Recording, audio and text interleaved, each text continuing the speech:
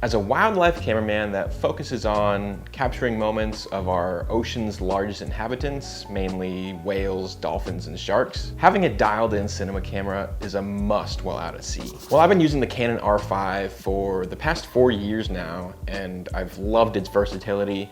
It was really time for me to upgrade to a proper cinema camera.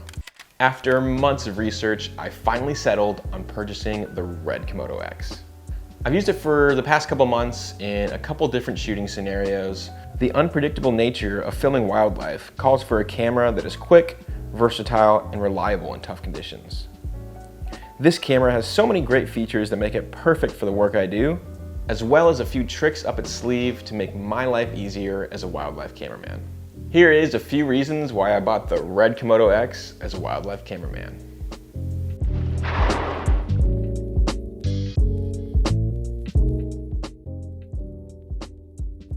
Reason number one, its size.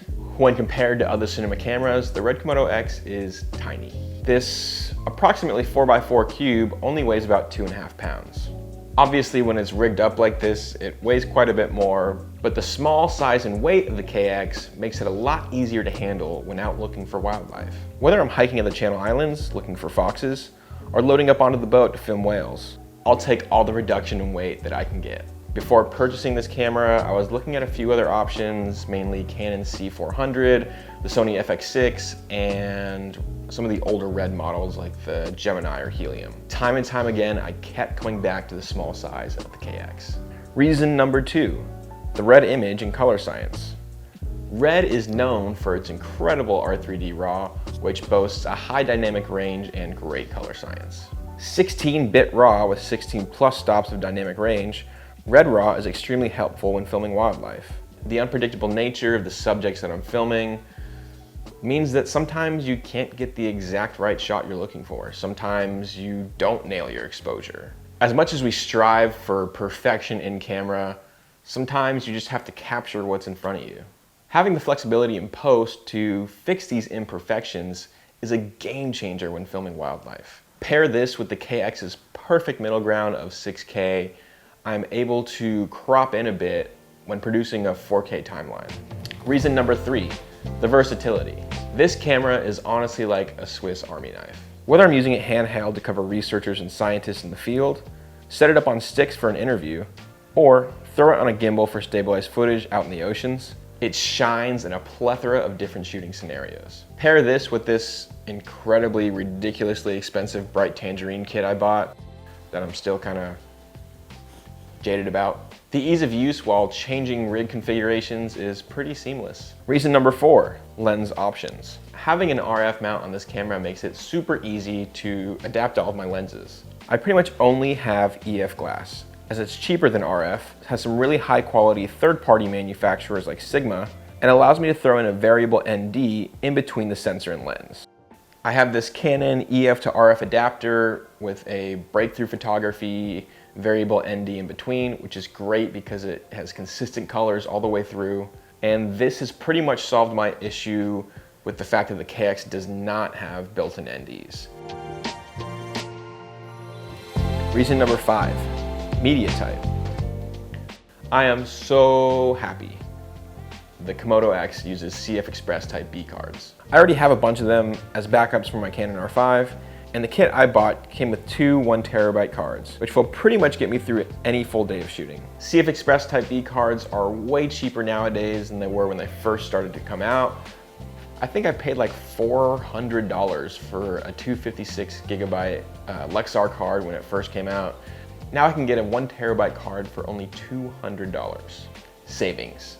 They're small, robust, and fast enough to keep up with the high data rates of the KX. Personally, I think all cameras nowadays should use CF Express Type B cards. They're just super reliable, and I've never had any issues with the ones that I've used. Especially these Angelbird cards, which have the red stamp of approval. Reason number six, pre-record options. Now this is a game changer. I remember a few years ago, I captured an awesome breach from one of my favorite whales named Chompers. She launched out of the water with Santa Cruz Island in the background on a beautifully calm day. I remember looking back at the footage and was a little bummed out because I knew I had kind of pressed record halfway through the breach.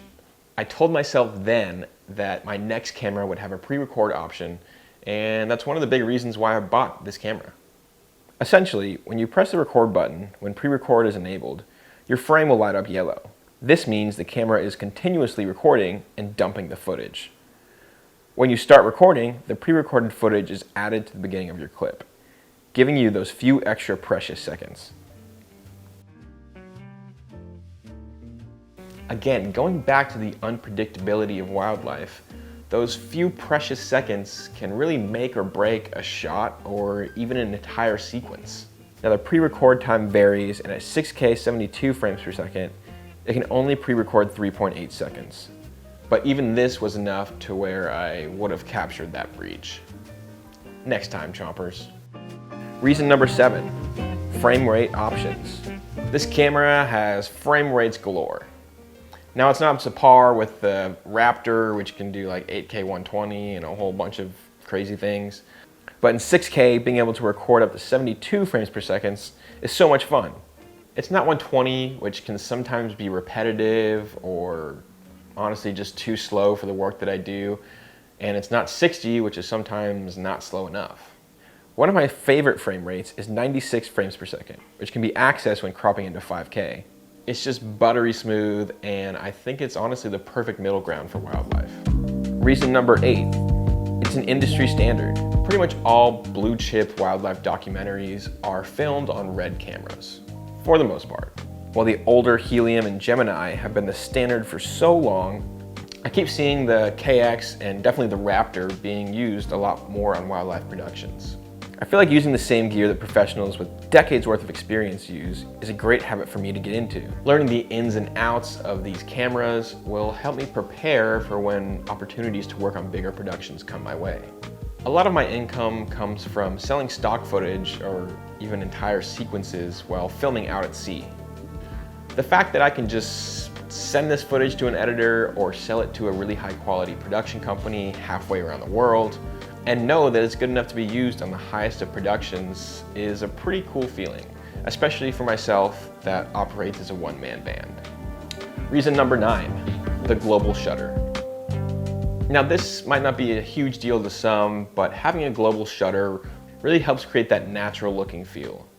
A lot of the subjects we're used to filming, whether it be dolphins stampeding or a humpback whale breaching out of the water, are really fast, and the water flying off an animal, you don't really want that jello effect. But having a global shutter really gives you that natural looking feel. Again, this might be a small thing to some, but just another reason in the long list of reasons why I love the Komodo X. Reason number 10, make your dreams come true. Now, if you watch my last video, you'll know that I'm a big dreamer.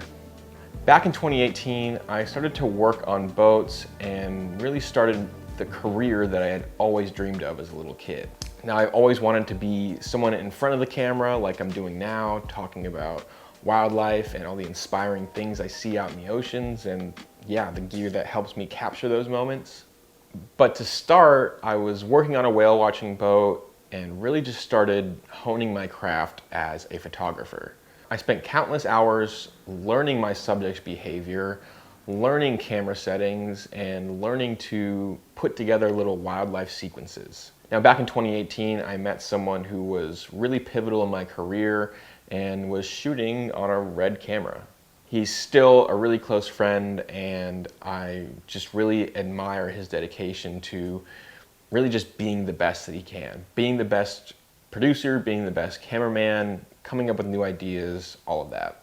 And when I saw that he was shooting on a Red camera, I made that a goal of mine. I made that a dream of mine to one day own and buy a Red. And I think in today's day and age, with all this, Nikon acquisition and all these other amazing camera brands out there, it's just a camera at the end of the day. But I made that a goal, and I made that a dream, and I worked towards being able to afford a professional cinema camera like this. And here I am in 2024, 6 years later, being able to buy this camera completely by myself, I earned while following my passion, is a pretty cool thing for me. So that's the final reason why I bought the Red Komodo X as a wildlife cameraman. If you guys like these kind of videos, these more gear related videos, I'm happy to talk about it and produce more of these in between, my wildlife adventures and stuff. So if you did enjoy, be sure to leave a like, comment down below, and hit that subscribe button or whatever they say nowadays. Yeah, I'm really happy with this camera and I can't wait to use it more and more in the coming years. Okay, thanks guys. I appreciate you watching and we'll see you on the next adventure.